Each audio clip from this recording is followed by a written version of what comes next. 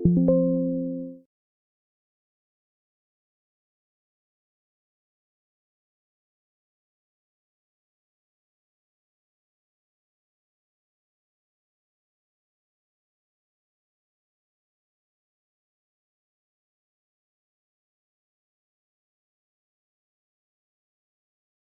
भी सपना साकार करने के लिए सबसे जरूरी है सही कोच का होना। चुनिए एग्जाम प्लस को और करें अपने SSC UP पुलिस का सपना साकार। Download the app now.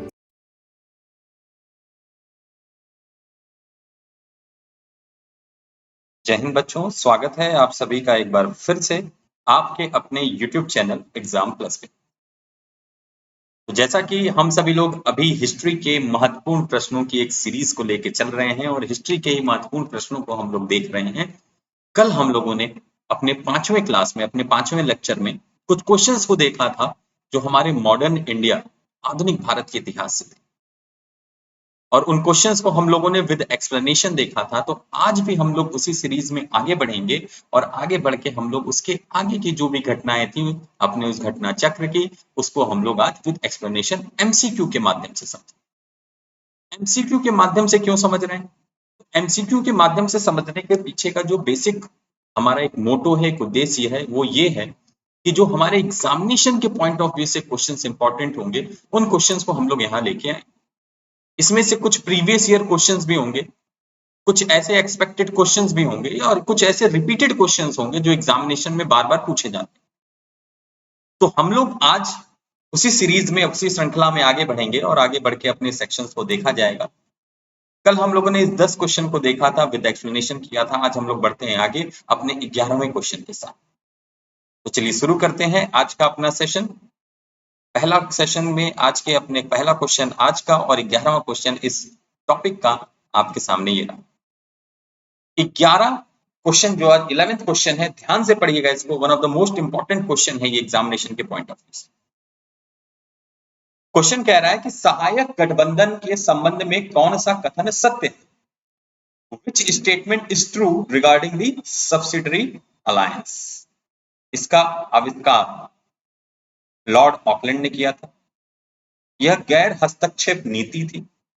सहायक गठबंधन में प्रवेश करने वाला मैसूर पहला राज्य था, या तंजौर सहायक गठबंधन में प्रवेश करने वाला पहला राज्य था।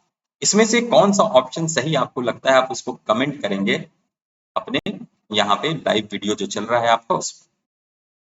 तो आइए देखते हैं इसका सही आंसर क्या होगा। तो इसका सही आंसर ध्यान रखिए, द करेक्ट आंसर इज ये गैर हस्तक्षेप नीति है। क्या है ये? ऑप्शन नंबर बी जो है ये करेक्ट है, जिसको नॉन इंटरवेंशन पॉलिसी भी बोला जाता है। क्या बोला जाता है? इसको बोला जाता है नॉन इंटरवेंशन पॉलिसी।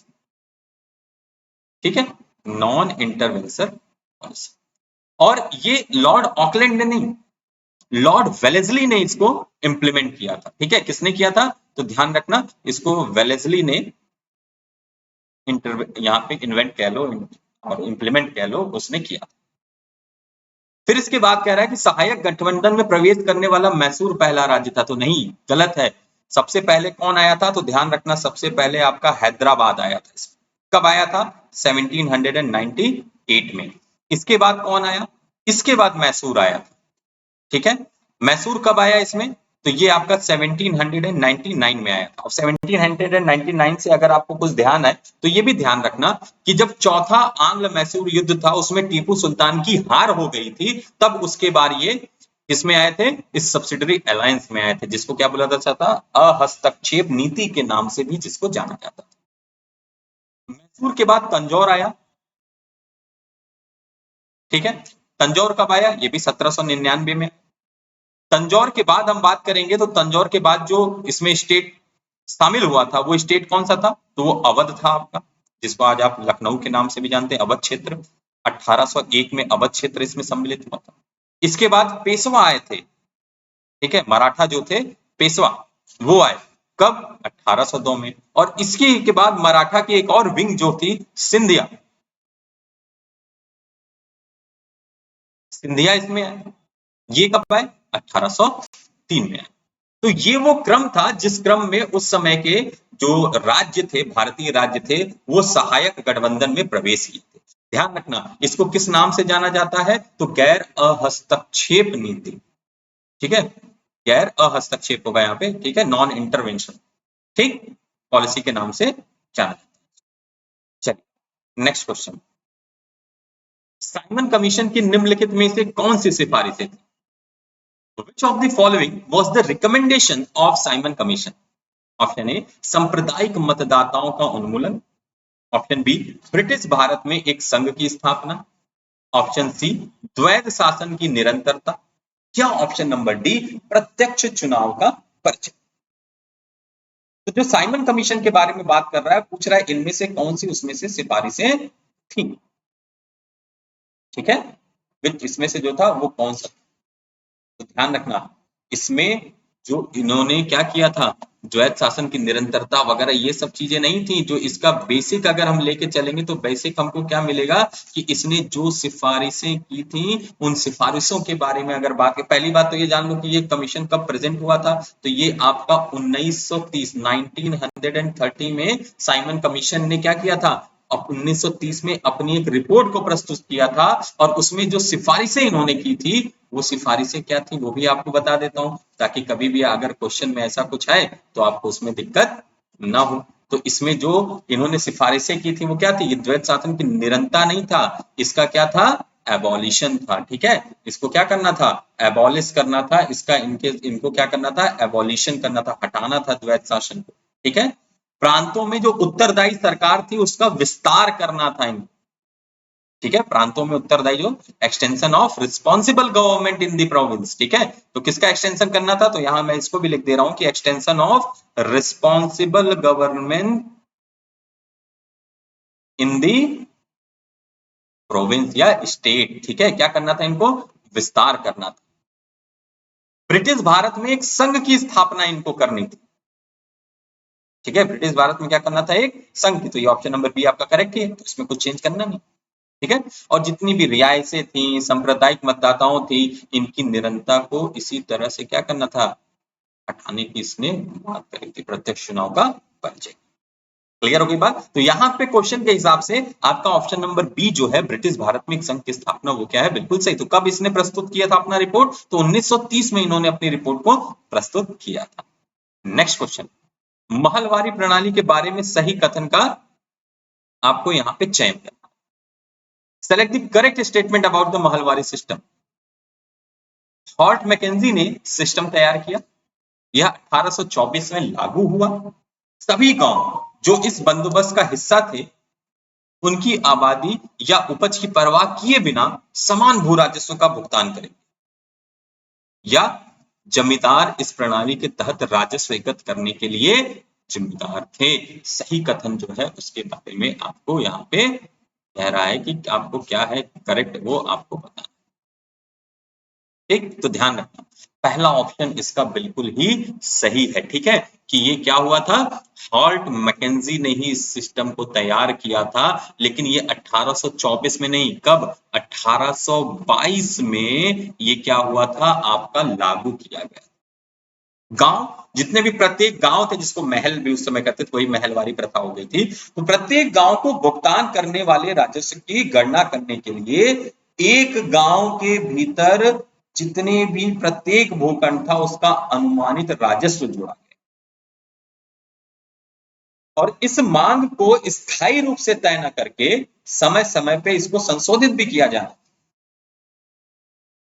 इसके अलावा राजस्व एकत्र करने और इसे कंपनी को भुगतान करने का प्रभार जमींदार को नहीं बल्कि ग्राम प्रधान को दिया गया था। किसको दिया गया था, तो ध्यान रखना, ये किसको कहा गया था, ये ग्राम प्रधान की ये जिम्मेदारी थी। ठीक है, तो विलेज हेडमैन के नाम से जिसको जाना था। ठीक है, ध्यान रखना, और इसको इतना ही नहीं, इसको इसी को किस नाम से आप जानते थे, तो इसी को जाना जाता है महलवारी बंदोबस्त, महलवारी सेटलमेंट के नाम से भी इसको जाना जाता है। ठीक है, तो ये भी ध्यान रखना कि इसको महलवारी, कहीं आपको हो सकता है क्वेश्चन में मिल जाए महलवारी सेटलमेंट, तो अब आप कंफ्यूज हो जाए कि ये क्या है, तो ये भी वही चीज है जो महलवारी आपका प्रणाली है, सेम महलवारी, इसको बंदोबस्त के नाम से भी जाना जाता है। चलिए नेक्स्ट क्वेश्चन, चंपारण किसान आंदोलन के बारे में गलत कथन का चयन करिए। Select the incorrect statement about the Champaran peasant movement. Option A, Rajkumar Shukla आंदोलन की स्थापना से जुड़े थे। ऑप्शन नंबर बी, आंदोलन स्थानीय जमींदारों और यूरोपीय बागान मालिकों के खिलाफ था। ऑप्शन नंबर सी, आंदोलन के बाद चंपारण कृषि अधिनियम पारित किया गया था। या ऑप्शन नंबर डी, 1915 में महात्मा गांधी की यात्रा ने चंपारण आंदोलन की शुरुआत को चिन्हित किया था। इनमें से कौन सा ऑप्शन आपका गलत है? तो ये चीज, सब चीजें ध्यान रखना। इसमें आपके जो ऑप्शंस हैं वो सारे ऑप्शंस आपके सही हैं। पहला भी बिल्कुल सही है कि राजकुमार जो शुक्ला थे उन्होंने ही क्या किया था, वो नील की खेती को करते थे और उन्हीं के बुलाने पर गांधी जी 1917 में जो जाने माने वकील थे उनके दल के साथ चंपारण पहुंचे थे। ठीक है, 1900 कब पहुंचे थे? 17। और आंदोलन का एक बहुत ही महत्वपूर्ण जो परिणाम था वो 1 मई 1918 को भारत के गवर्नर जनरल के द्वारा स्वीकृत चंपारण कृषि अधिनियम। ठीक है, आपको पता होगा 3 कटिया सिस्टम चलता था उस समय नील की खेती को लेकर, तो उसी के एक आप कह लो अगेंस्ट में ये चीजें जा रही थी।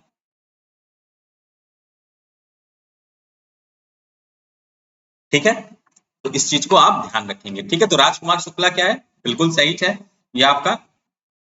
ठीक है, तो इसमें आपको ध्यान रखना चाहिए 1915 में यात्रा इन्होंने नहीं की थी। कब की थी इन्होंने? 1917 में गए थे। ठीक है, 1917 में गए थे। और ये जो एक्ट पास हुआ था, अधिनियम पास हुआ था, वो कब हुआ था? 1 मई 1918 को ये क्या हुआ था? एक्ट जो अधिनियम था ये पास हुआ था 1 मई 1918। ठीक है, चलो नेक्स्ट क्वेश्चन। सतनामी आंदोलन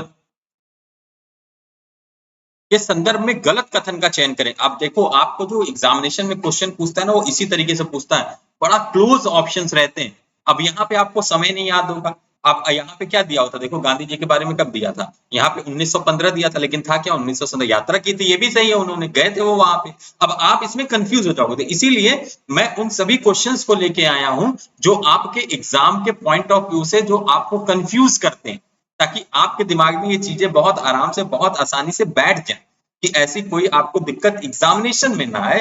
तब यहाँ पे अगर आपको समझ लेंगे उस चीज को तो कोई दिक्कत आपको नहीं आएगी। ठीक है, चलिए। सतनामी आंदोलन के संदर्भ में गलत कथन का चयन करें। सतनामी समुदाय की स्थापना सबसे पहले छत्तीसगढ़ में हुई थी। घासीदास ने सतनामी समुदाय की स्थापना की थी। वे बहुदेववाद और देवताओं की बहुलता में विश्वास करते थे। ठीक है, उनके सिद्धांतों ने सभी लोगों को समान माना। इनमें से कौन सा कथन गलत है? तो देखो, ये तो बिल्कुल सही है कि घासीदास ने सतनाम का आधार छत्तीसगढ़ में रखा। ठीक है, पहला ऑप्शन सही है। दूसरा ऑप्शन भी सही। ठीक है, भारत में जो सतनामी समुदाय की स्थापना की, इसका अर्थ था सत्य और समानता। तो सतनामी सिद्धांतों में ये कहा गया कि केवल एक ही ईश्वर है जिसे निराकार और अनंत के रूप में वर्णित किया गया। ठीक है, तो बहुत देवी देवता नहीं, केवल किसमें? There is only one God. ठीक है, ओनली वन गॉड। इस कॉन्सेप्ट के साथ ये चीजें आगे बढ़ी थी। घासीदास ने इसकी स्थापना कहाँ की? छत्तीसगढ़ में किया था। Next question. प्रार्थना समाज के बारे में गलत कथन का चयन करें। Select the false statement about the Prarthana Samaj. इसकी स्थापना 1867 में हुई थी। समाज की धार्मिक बैठक हिंदू, बौद्ध और ईसाइयों पर आधारित थी, ग्रंथों पर आधारित थी। इसका उद्देश्य भारत में गुरुकुल की शिक्षा को पुनर्जीवित करना था।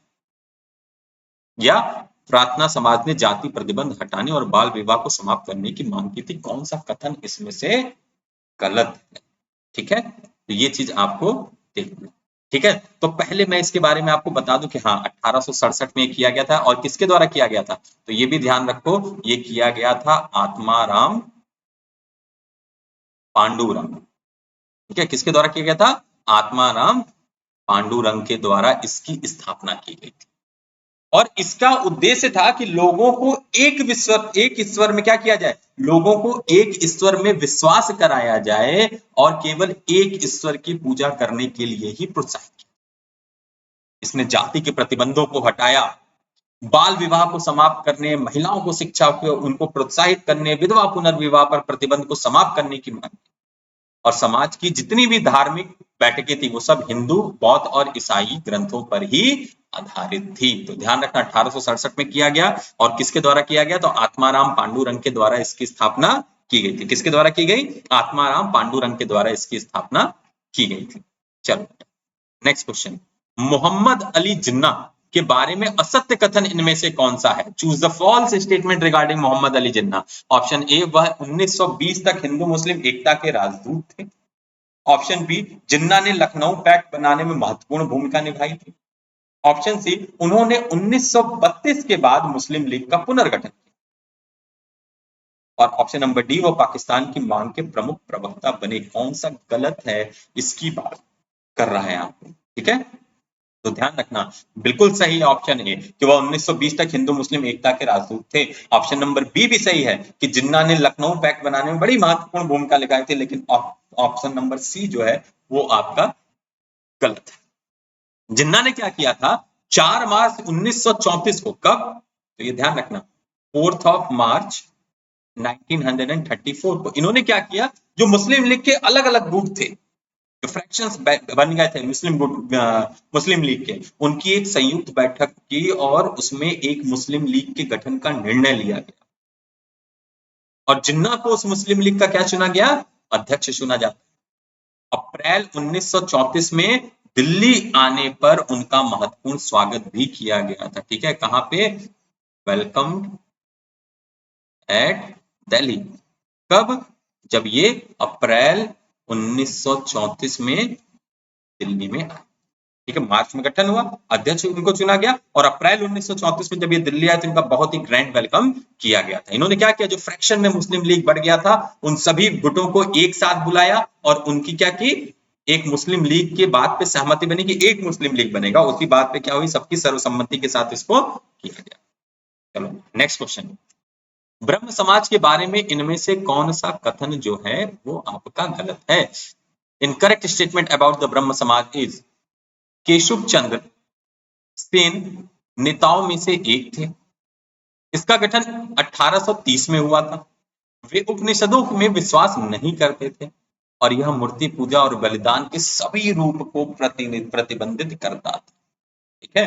तो इसमें से कौन सा ऑप्शन गलत है? तो ये जो ऑप्शन नंबर ए आपका बिल्कुल सही है। इसका गठन 1830 में ही हुआ था, ठीक है? लेकिन ब्रह्म समाज ने उपनिषदों में विश्वास करने वाले सभी प्रकार की मूर्ति पूजा और बलिदान पर रोक लगा दी और इसके सदस्यों को अन्य धार्मिक प्रथाओं की आलोचना करने से मना कर दिया। इसने धर्मों के आदर्शों, विशेष रूप से हिंदू धर्म और ईसाई धर्म, इनके जो नकारात्मक और सकारात्मक आयाम थे उसको देखते हुए आलोचनात्मक रूप से आकर्षित किया था, ठीक है? ध्यान रखना। तो ऐसा नहीं था कि विश्वास नहीं करते थे, लेकिन उपनिषदों में जो भी विश्वास करने वाले सभी प्रकार की मूर्ति पूजा और बलिदान थे, जो सैक्रिफाइसेस दिए जाते थे, उसका इन्होंने क्या किया? प्रतिबंधित करने के लिए इन्होंने उसको किया था। विश्वास करते थे, ठीक है? ऐसा नहीं था, ठीक है? तो ऑप्शन नंबर सी आपका यहाँ पे होगा। Next question, second last question of the day, दादा भाई नेहरूजी के बारे में गलत कथन कौन सा है? The false statement about the Dadabhai Nehru ji is, उन्हें इंग्लैंड में भारतीय के अनौपचारिक राजदूत के रूप में जाना जाता है, ठीक है? वह भारतीय राष्ट्रीय कांग्रेस के संस्थापकों में से एक थे। उन्होंने 1886, 1893 और 1906 में कांग्रेस के अधिवेशनों की अध्यक्षता की थी। 1886, 1893 और 1906। दादा भाई नेहरू जी का जन्म 14 सितंबर 1826 में बॉम्बे में हुआ था। तो ये चीज ध्यान रखो कि ये आपका बिल्कुल ही पहला ऑप्शन सही है, इसमें गड़बड़ नहीं है। दूसरा ऑप्शन भी सही है, इसमें गड़बड़ नहीं है। तीसरा ऑप्शन भी सही है, इसमें गड़बड़ नहीं है। लेकिन चौथा ऑप्शन में गड़बड़ है। चौथे ऑप्शन में क्या गड़बड़ है? तो ये ध्यान रखना कि इनका कब हुआ था? 14 नहीं, 4 सितंबर, ठीक है? 14 नहीं, 4 सितंबर 1825 को इनका जन्म हुआ था। ये पारसी परिवार में इनका जन्म हुआ, ठीक है? पारसी परिवार में क्या हुआ था? इनका जन्म हुआ था। अब बात करेंगे तो ये प्रेसिडेंट थे 1800, इनको 1825 से 1817, ठीक है? ये जो आपके प्रेसिडेंट थे कब थे, तो ध्यान रखना 1825 से लेके 1917 तक। एक सेकंड रुकना जरा इसको, हाँ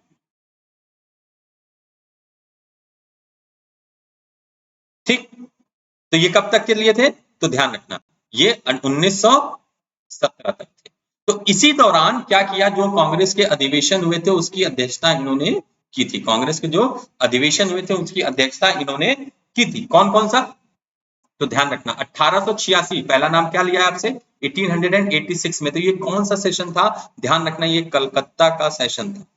ठीक है, कौन सा, सेकंड, कलकत्ता का सेकंड सेशन था। उसके बाद कहा है 1893 1893, तो कौन सा सेशन था ये, लाहौर का सेशन था। कौन सा, नौवां सेशन था।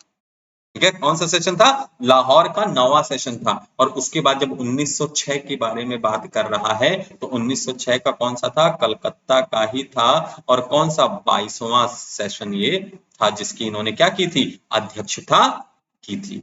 समझ में आ गया, जिसकी इन्होंने क्या की थी, अध्यक्षता की थी। चलिए last question of the day, निम्नलिखित में से कौन लखनऊ समझौते की विशेषता नहीं है। Which of the following is not a feature of the Lucknow pact. Congress और मुस्लिम लीग के बीच में लखनऊ समझौते पर हस्ताक्षर किए गए थे। न्यायपालिका को कार्यपालिका से अलग किया जाना था। कांग्रेस द्वारा स्वीकार किए गए मुसलमानों के लिए अलग निर्वाचन और वायसराय की कार्यकारी परिषद के सभी सदस्य भारतीय होने चाहिए। ठीक है, क्या कह रहा है आपसे, आपसे क्वेश्चन में कह रहा है कि निम्नलिखित में से कौन लखनऊ समझौते की विशेषता नहीं थी। तो ध्यान रखना लखनऊ समझौते में अंग्रेजों से मांग की गई थी कि वायसराय की कार्यकारी परिषद के आधे सदस्य, जिनमें केंद्रीय कार्यकारी परिषद के सदस्य भी शामिल हैं, स्वयं परिषदों द्वारा चुने गए भारतीय होने चाहिए। सभी नहीं, कितने, आधे। ठीक है, हाफ, जो हाफ सदस्य होंगे वही। और ये भी नहीं, और सेंट्रल एग्जीक्यूटिव काउंसिल के मेंबर, ठीक है, जो सेंट्रल एग्जीक्यूटिव काउंसिल था उसके मेंबर्स के बारे में भी इसने यही बात की है। ठीक है, क्या होने चाहिए, वो भारतीय के द्वारा आपके यहाँ पे होने चाहिए। चलिए नेक्स्ट क्वेश्चन, निम्नलिखित में से कौन गांधी इरविन पैक्ट की विशेषता नहीं है। Which of the following is not a feature of the Gandhi Irwin pact.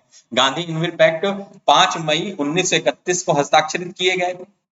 Gandhi Irwin कांग्रेसियों को जब्त की गई संपत्ति की बहाली थी, नमक पर कर को हटाना था, या भारतीय राष्ट्रीय कांग्रेस द्वारा असहयोग आंदोलन को बंद करना।